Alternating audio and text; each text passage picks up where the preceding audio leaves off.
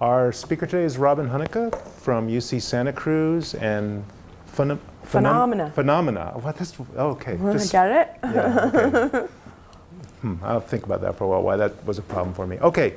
Robin was a graduate student at Northwestern, where she's ABD in computer science, specialized in artificial intelligence. She went from there to Electronic Arts, where she was the lead developer for something called My Sims, which you may have heard of. And after that, went to That Game Company, where she was the co-producer or producer? Executive producer. Executive producer for the game Journey. And I think I'm certain we're going to see Journey today in the talk. Today, after That Game Company, she went to UC Santa Cruz and founded Funomena, spelled F-U-N. That's why I had trouble pronouncing it. So she's quite busy these days, and we should be very grateful that she's come here to speak to us. All right.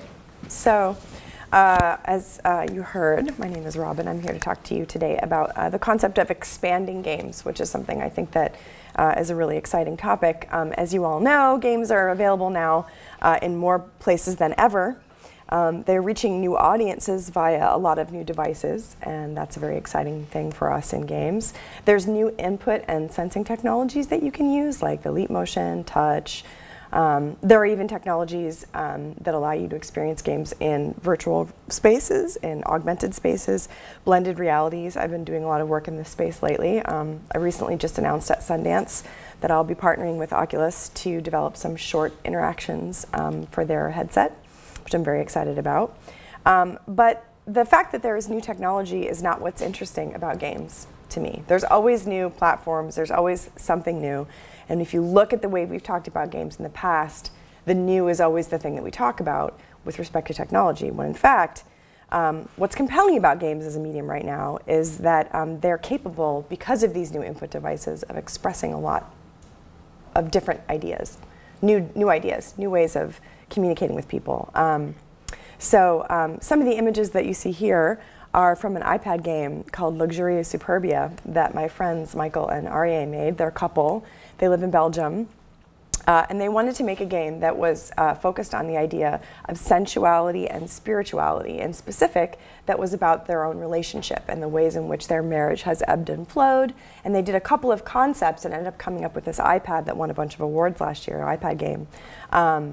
At the beginning of the process, Michael made one part of it, and Aryeh made a different part of it, and then those parts were brought together, much as two people fall in love or are brought together inside of a union. And I think that the idea behind the game is really interesting, the game itself is really interesting, and the fact that it was award-winning and got recognized, even when it is explicitly sensual in its sort of components, is really new. This is a new thing. 10 years ago, this would not have happened. And to see people like this making games like that, getting recognized, is really exciting to me.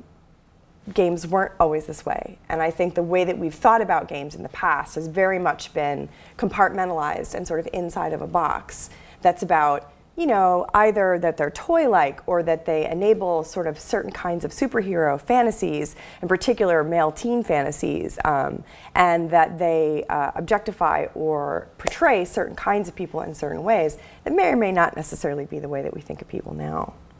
So as a researcher and a maker and evangelist, I have always been thinking of games as an expressive medium, and I wanted to talk a bit today about how I got here and why I think it's important to consider them this way. So how did I start? I got into games the same way that everybody else did, by playing. You know, I enjoyed playing with things, and this is contemporary to my upbringing. I'm 41 years old, and when I was 7, I got a Lego kit like this for my birthday.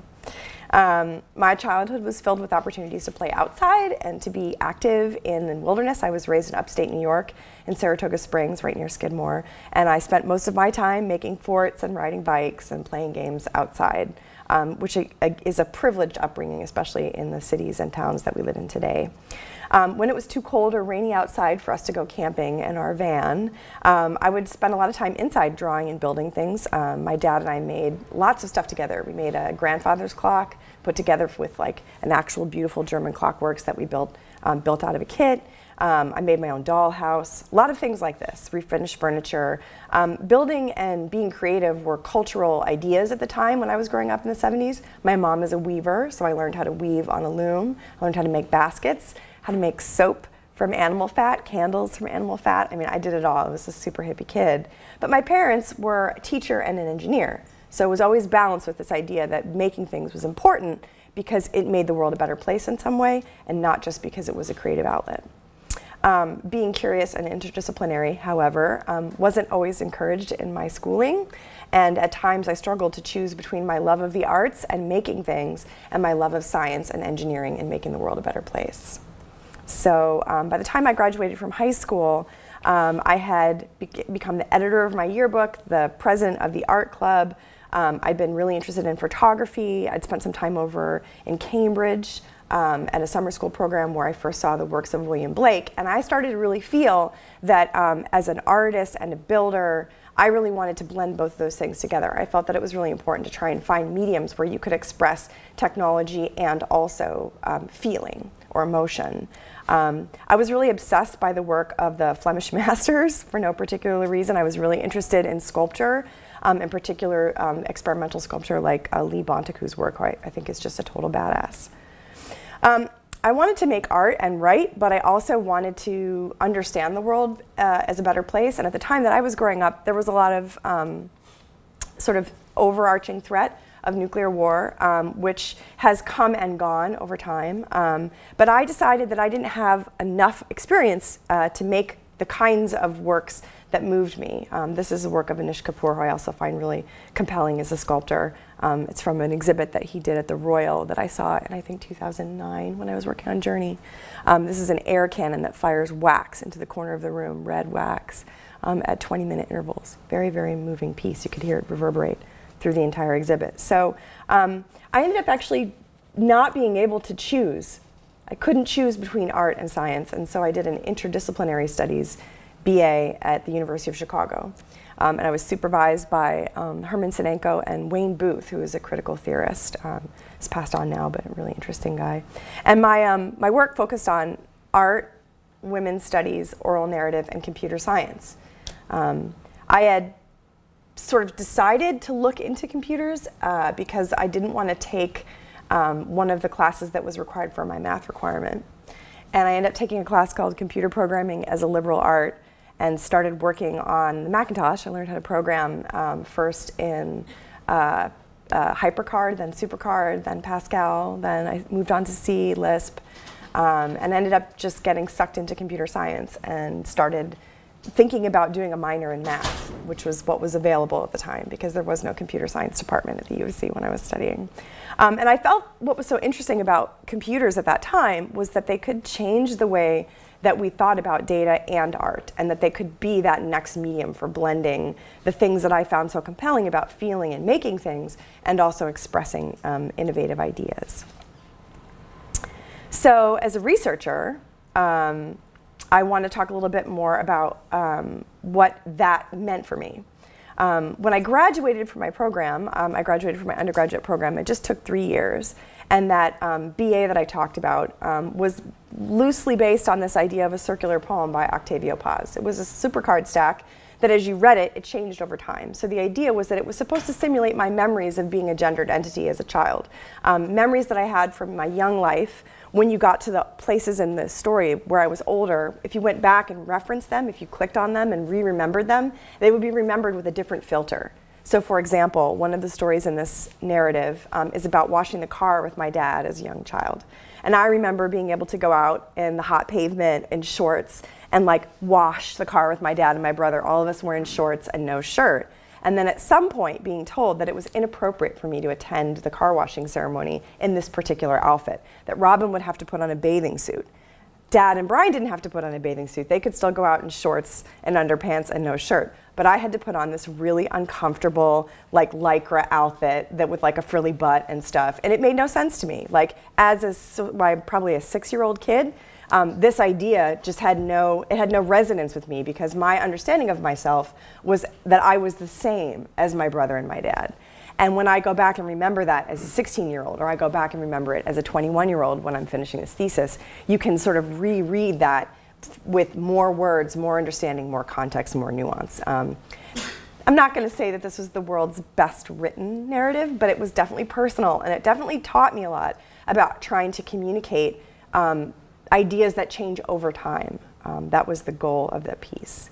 After I started sort of thinking about what I wanted to do, having graduated very quickly from undergrad and having no plan, I ended up just kind of hanging out in the computer lab, and I started working with some professors there on robotics and AI stuff, and just got sucked into grad school, and I ended up just rolling into grad school. So I started working at first with a bunch of people that were from Yale that had studied with Roger Schenck, looking at knowledge representation and find me systems, kind of the early work that was being done in search before we'd really decided how we were going to search the web, before Google was the master.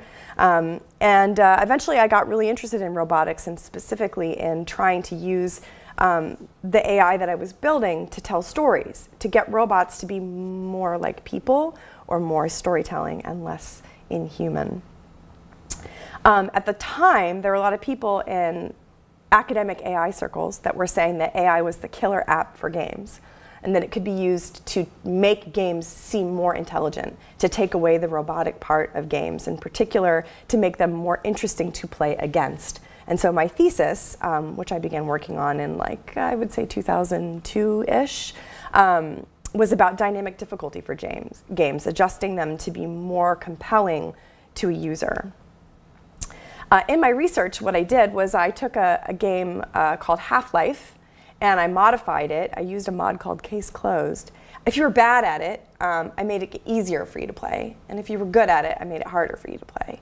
And then I ran a bunch of human subjects through, and I found that it had the opposite effect of what I wanted. If you were good at it and I made the game harder, it made you frustrated that you couldn't beat it because you were used to being an expert. And if you were bad at it and I made it easier, it just made it feel interminably long, because eventually you would die. It'd just take a lot longer. So the fundamental crux of my thesis, which is like 6 weeks away from being done, is that you can't fix a game design with AI. You can design good AI for a system from the beginning, but you cannot slap on intelligence to a system that's already been built. It doesn't work that way. If anything, I came to the conclusion that dynamic difficulty adjustment should be worked into a design from the beginning. And as I was coming to this conclusion, my contemporary, Genova Chen, who was a master's student at USC, was building his first game, Flow. It turned out later that we would end up working together.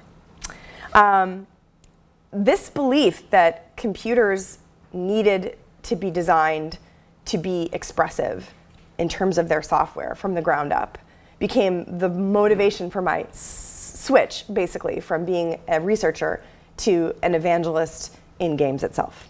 And I began scouring the internet for all kinds of books that would be about game design. You couldn't really study game design at the time that I wanted to study it, much like you couldn't really study computer science when I wanted to study it. So I feel like I've always just been like 2 or 3 years ahead of everybody else in a way that's like very uncomfortable. But I was really distracted by this idea that game design was the way that you could do intelligent AI, that games and AI were kind of the same thing.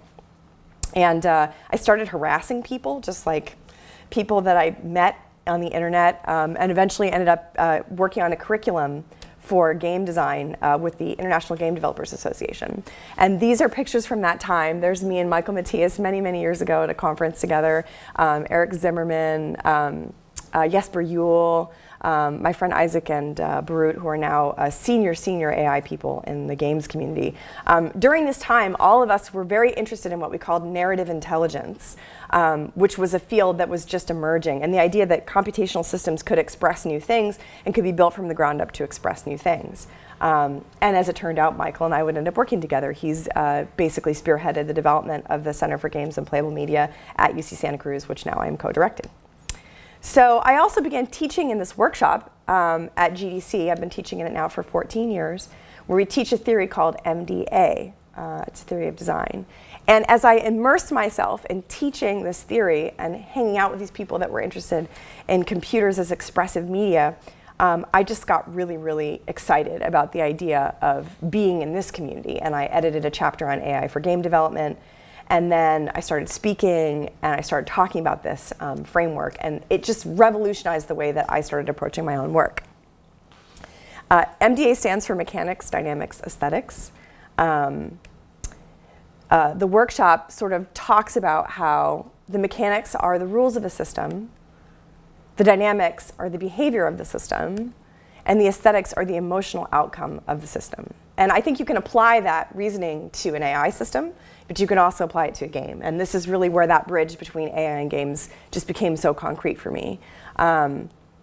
What's interesting and difficult about games and interactive systems, including interactive AI systems, is that the behavior of the system is only partially controlled by the inputs. It's just as much controlled by the outputs. And so the feeling and the style of expression that the computer has is very important. And one of the things I started thinking about a lot during this time is how do we manipulate the dynamics? Some designers start with the mechanics and move forward. So for example, in an AI system, you would say, I want the computer to be able to play chess. So I will program in the rules of chess. And eventually, I will have the aesthetic outcome of playing chess against the computer, which we've done, and we've done really well. It feels like playing chess against a computer, but it feels like playing chess against a computer. The other way to start is to start with the aesthetic outcome. I want to build a computer that is challenging to play chess against in the way that a human is. It's not necessarily the case that we've done that yet. We have built a computer that's better at solving for chess than people, but does it feel the same way to play against the computer as it does against a person? I'm not sure that it does. There's so many outputs that you get from a person when you're sitting across the table from them that you won't get from a machine. So this idea became the center of my research and eventually my commercial career, that you should find the feeling in the idea and work on that first, rather than trying to solve the problem just from a mechanical perspective, which is an engineering problem. Think about it from an artistic perspective as well. And I think it's actually the thing that's most difficult about building a system that's truly expressive or creates a sense of intelligence or feeling in another person. The other thing that I spent a lot of time doing during this time of my career was working on indie game jams. So we had heard about this thing called the demo scene, coders in Northern Europe building really cool applications with very, very, very small footprints. And we thought, what if we did something like that with games? And so a bunch of us, me and my random friends from the games industry, a lot of them from Looking Glass over in Boston and MIT, decided to just put together a weekend jam where we worked on a single engine and we all made weird games with that one engine. The first ever game jam, and now game jams are pretty common. One of the things that we developed as a result of that was the experimental gameplay workshop, which is coming up here this year at GDC, the 13th year, where we show tons and tons and tons of random prototypes of experimental games. And so this is like in 2000, 2001, really pushing on the idea that in addition to focusing on the feeling, that the idea of rapidly experimenting and making small things to sort of explore the space of what computation could do in games was really important, and not just focusing on large commercial projects, which unfortunately take a ton of time and a ton of money. This session is 2 hours long. We usually show about 20 prototypes, and it's one of the most highly rated and well-attended sessions of GDC. Almost 1,000 people come every year. I also began really thinking about curriculums. What is the way that we teach games? And I worked on a curriculum in animate arts at Northwestern with my advisor, Ian Horswell, based on the Bauhaus. The idea being that if you started thinking about computational media and building systems from the perspective of artistic practice, there would be a core set of foundational skills or materials that you should be able to work in. For example, programming being one of them, aesthetics being one of them, that would allow you to create objects longer term that were more holistic and more expressive than what you would do if you just thought about the mechanics and putting the rules in first. But I also started to wonder if moving into academia was really going to make me happy. The more I thought about this and the more I worked on it, the more I felt like there wasn't really a place for me to go. There weren't programs designed yet which I could teach in. The students weren't really there. And maybe, like when I thought about going to art school, maybe I should actually build some things first and get some knowledge before I started trying to teach people how to do it. So that's when I went to work for Will. I met him at an AI conference, and we were having a conversation about these ideas which were bubbling up in my mind in like 2005. And he said, you know, you sound like a game designer. And I thought, that's crazy. Like, no one gets paid to do game design. Oh, wait a minute, you do. So I went to work on The Sims and then eventually got promoted to work on My Sims. Will was building Sport at the time. I didn't feel like I could really join that team. They were all too smart for me. But I really enjoyed my time on The Sims. It was probably the best job I've ever had. Because it taught me so much about how making games is a collaborative enterprise and how much it focuses on the idea of communication.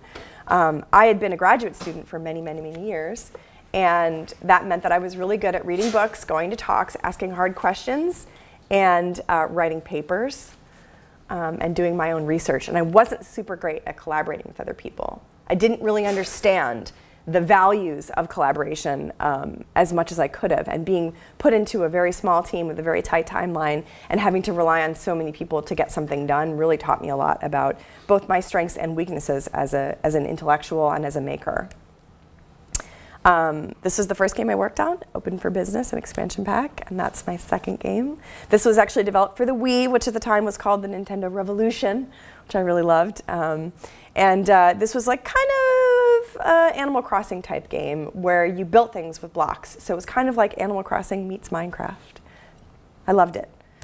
And working on it, while difficult, taught me that my real passion for development and building things came from the idea of sort of speaking an idea into the public and then making that a reality.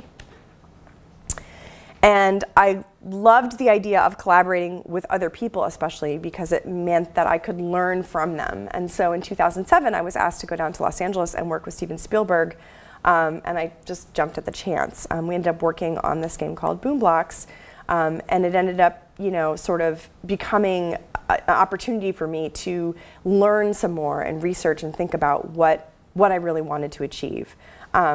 Looking at how teams operated and specifically thinking about how to build a team that could collaborate with someone like Spielberg successfully over long distances.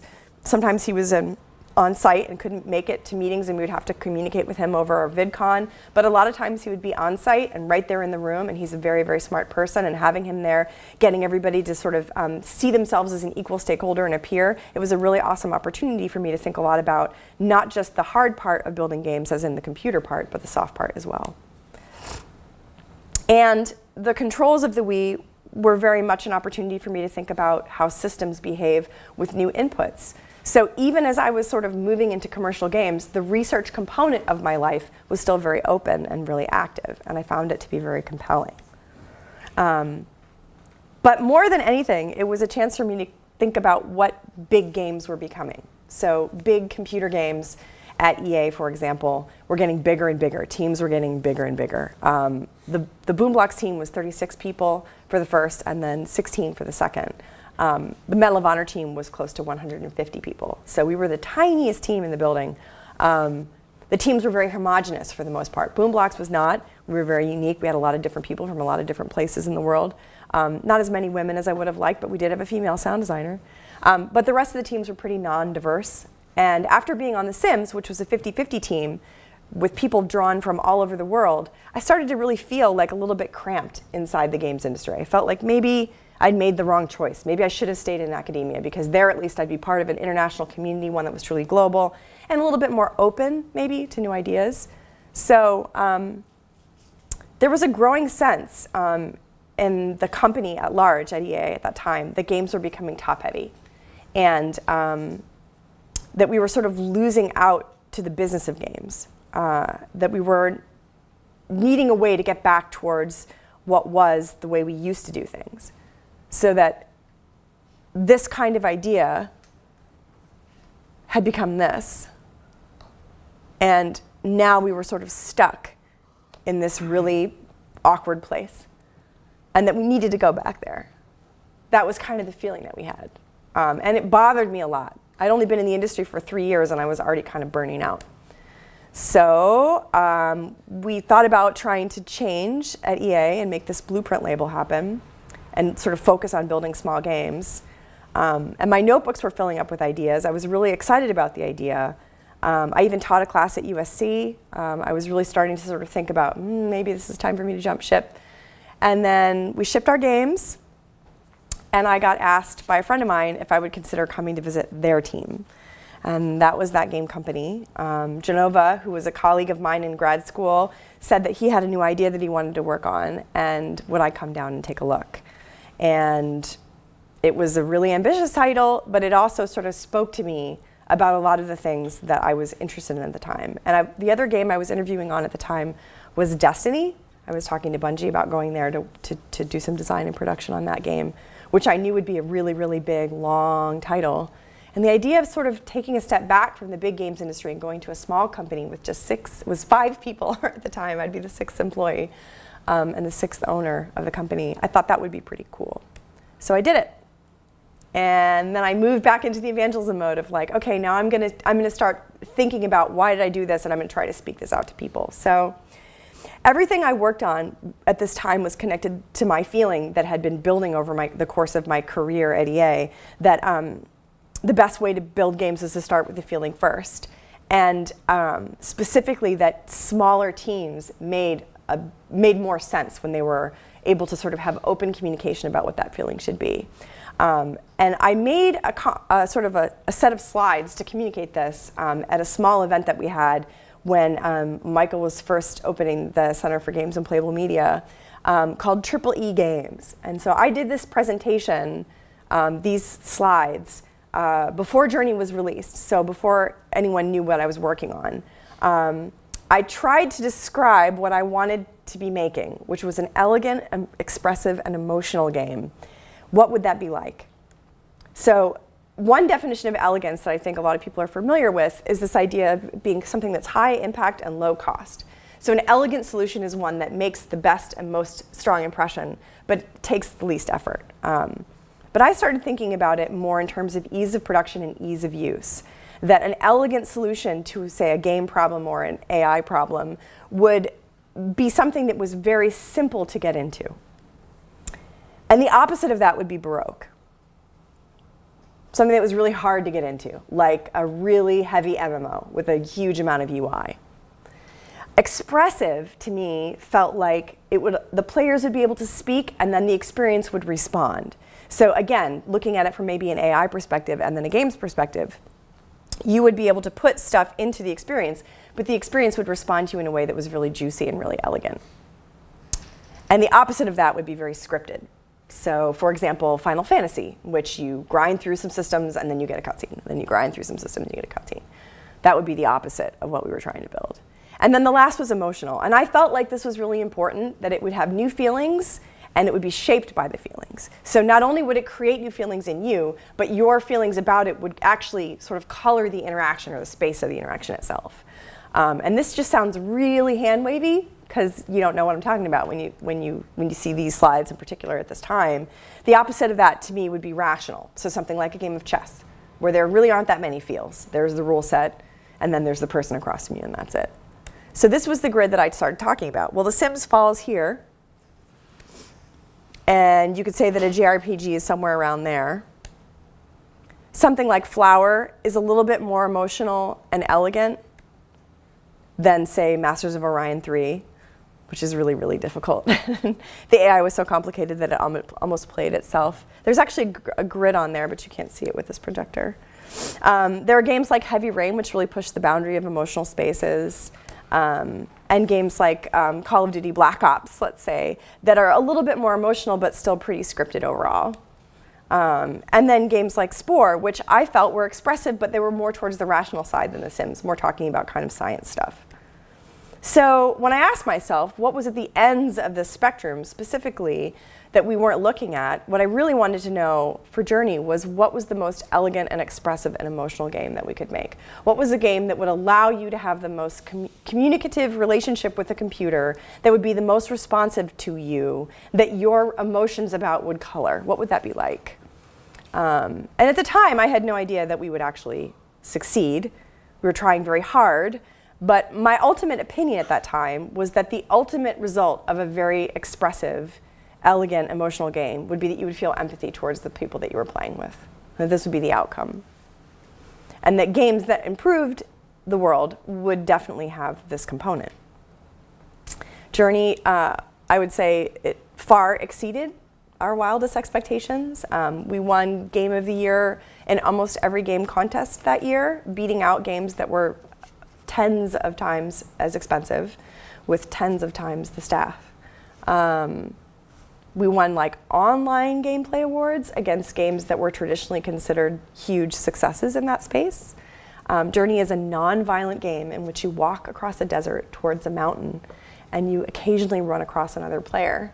And that player is completely anonymous to you. The only actions that you can do with that player are sing to it or glide along the air with it as you glow. Because when you sing to each other or you come close to each other, you glow, and it makes the journey easier. It's extremely simple, very zen experience. It takes about 2 hours to play through. It was nominated for a Grammy. It's the first soundtrack for a game ever nominated against a film. So it did really, really well. But, you know, when we were working on it, the idea of building out that kind of experience was not without its problems. And that same kind of struggle that I had trying to sort of figure out what's the best way to build the soft part of the company kept cropping up.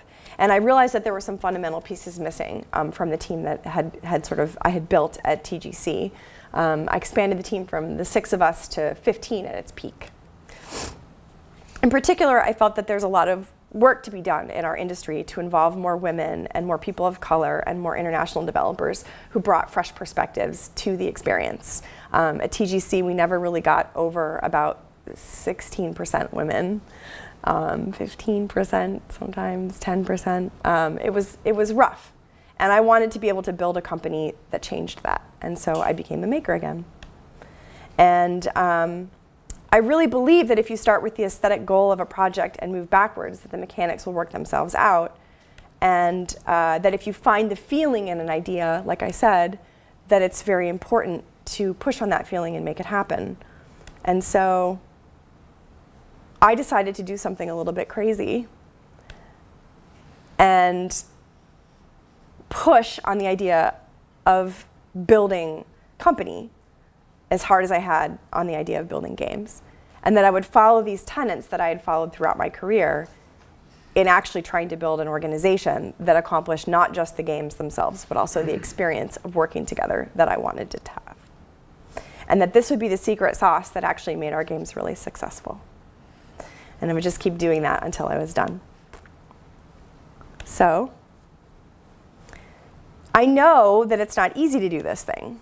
Over time, when you're working on a project, you will go through lots of phases of doing this stuff. You will test and build and prototype and throw ideas away. And in a small team, you probably cycle through these things. Like on Journey, we went through it 3 times. 3 years to build the game 3 different ways and finally shipped it. Sometimes you get stuck in a mode of execution. So you'll be, for example, ideating and then sort of prototyping and then throwing things away and testing within those blocks of time. And while there's no classic pattern of output, there is always a crux, which is that over time, the amount of effort that you put into something is hardest when it seems the most uncertain. And I know that starting a company would push me to new places of anxiety and unknowing, but I decided to go ahead and do it anyway. And so where I am now is that I run a feeling first company, which is drawn from my experiences as a graduate researcher, my experience as an individual contributor in a larger game company, my experience as an executive at a small game company, and my experience now as a teacher. That company is called Funomena. Do, do, do, do. And I founded this company with Martin, who was my colleague at TGC. He was one of the senior engineers on Journey, and we worked together really closely. I've known him since I started there. He'd been there for the entire time the company was founded.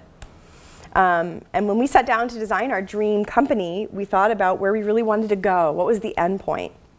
We didn't want our company just to make the world a better place with its games. We wanted it to sort of improve the quality of life for people in the industry by setting a positive example about what games could be. And so we settled on the structure. There would be a big idea that we would work on, a large funded game, if we could find someone to fund one of our crazy ideas. At the same time, we would work on some smaller ideas, for example, the partnership that I'm doing with Oculus, and try to figure out ways of creating new technologies and new inputs for the games that we wanted to build. And then finally, we would give back. And so we would spend a significant portion of our time working on games that were for educational purposes, working on games that were for sort of helping society in some way or another, and that this would kind of filter up through the DNA of the company. And that the feeling of the company would be one of these sort of ideas.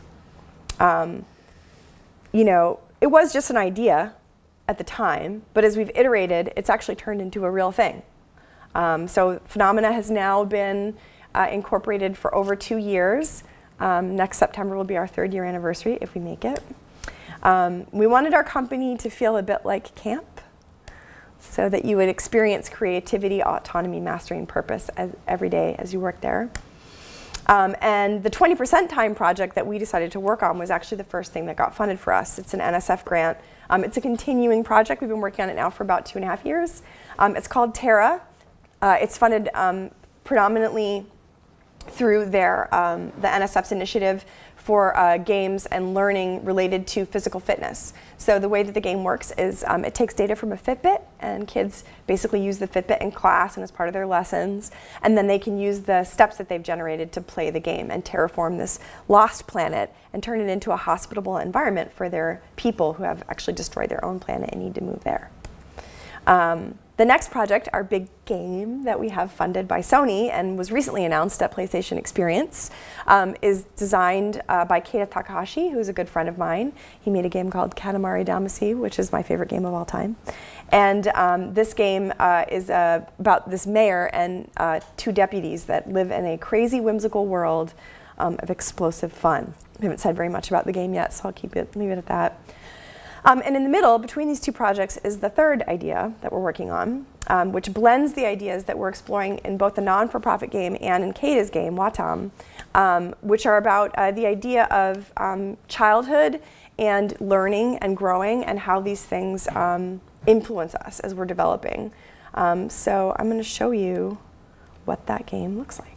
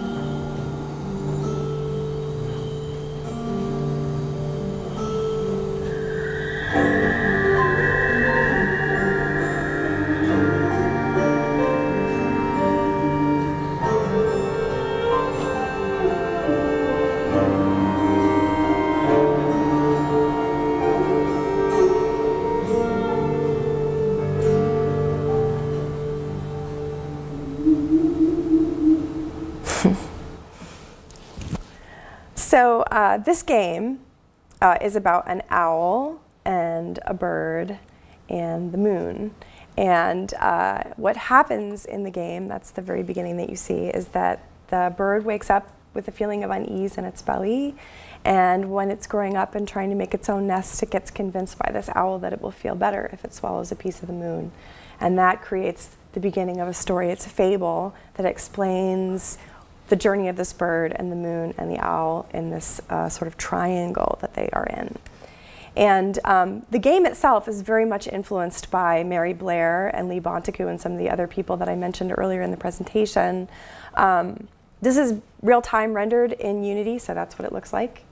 It's a very painterly and gorgeous looking game, and it'll be available for the PC and the tablet. And the idea for us is to be able to take these concepts of social and emotional learning, developmental challenges that turn into opportunities to become a better person and so forth, and put them into a game that people can play while sitting together on the couch and have a conversation about.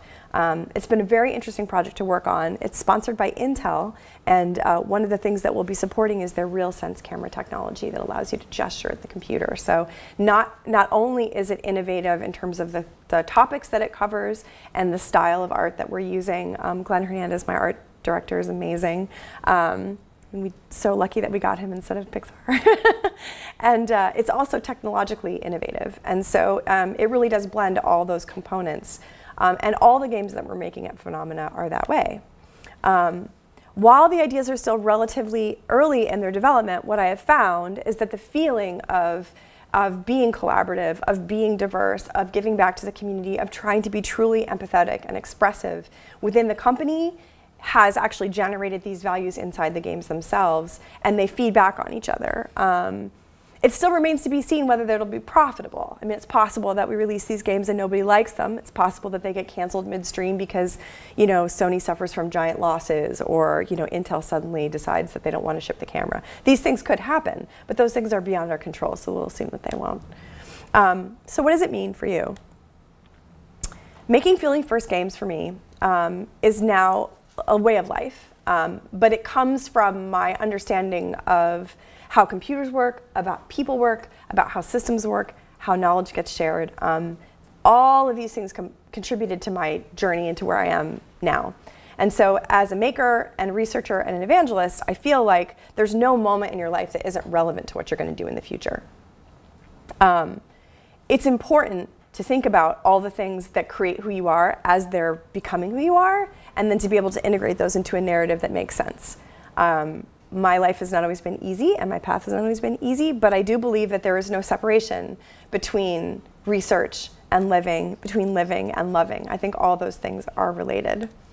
I still feel like no matter what happens, you know, even when the path between A and B is really curvy, that every curve is valuable and every part of the journey should be valued and experienced. So no matter where you are, whether you're at the end of a long research career or at the beginning of a student career, you know, there are so many places that you can still go. I plan on doing a lot between now and 80. You could think of the passing of time as being something that's really scary, but I see it as a constant unfolding of possibility. If I had been able to participate or sort of anticipate that this much would have changed in the industry over time, I'm not sure I would have been as motivated to do all the weird things I did. But these are all conferences that started off before, you know, over the last 10 years, where the only thing that I really ever got to see when I did the Indie Game Jam was the Indie Game Jam. So, I mean, good things come from pushing. And in academia, it's been the same way. You know, programs in game design are now everywhere, and they're growing every year. And when I started looking at computer science and games, it was just a weird thing to even be thinking about. I think that the future is a really positive place, because if in 10 years that much can change, think about how much can change in the next 20. We don't really think about games this way anymore. I think we're moving away from this and towards something else. I think that the concept of what games can be and who makes games and why we make games is expanding in a way that's really valuable. We can think of them much more broadly now. We can think of them in terms of the empathy that they create, and think of them as an expressive medium, a medium that's waiting for us to shape it and iterate through it and turn it into new things for voices that have yet to be heard. I think that those voices are really powerful, and that games are one of the most powerful mediums capable of changing the world and making a real difference. And I think you should try it.